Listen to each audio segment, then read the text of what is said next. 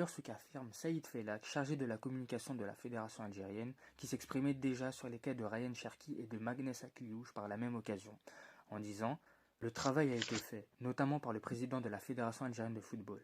Nous sommes une fédération qui ne met aucune pression. Nous avons présenté notre projet et il y a eu un retour positif. Pour l'instant, il n'y a rien d'officiel, mais dès que ce sera le cas, nous l'annoncerons. » La vitrine que représentaient les Jeux Olympiques 2024 avec l'équipe de France Espoir aurait pu constituer un tournant décisif dans la carrière internationale du joueur.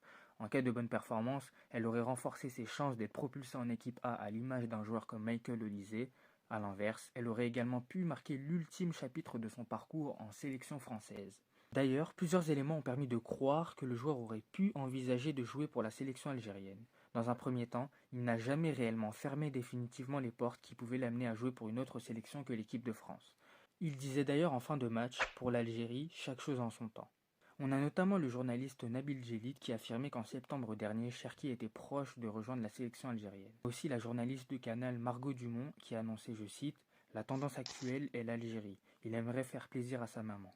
Un certain lobbying est exercé par Lyon afin de le faire changer d'avis. » Plus récemment, le journal L'Équipe expliquait que Cherki laissait entendre qu'il envisagerait sérieusement de représenter l'Algérie, voire l'Italie, s'il n'était pas convoqué en équipe de France pour la fenêtre internationale de juin. Cette position révélée en coulisses aurait fait réagir le staff des Bleus, notamment Gérard Batic, sélectionneur de la sélection Espoir et proche du joueur qui aurait tenté d'éclaircir ce choix en s'entretenant avec le joueur, ce qui aurait précipité Didier Deschamps à le convoquer.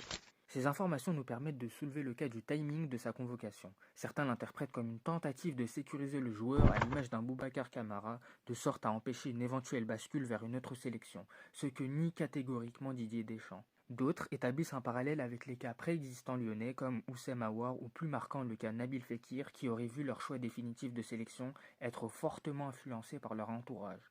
Pour autant, Cherki affirme qu'il est le seul décisionnaire de sa carrière.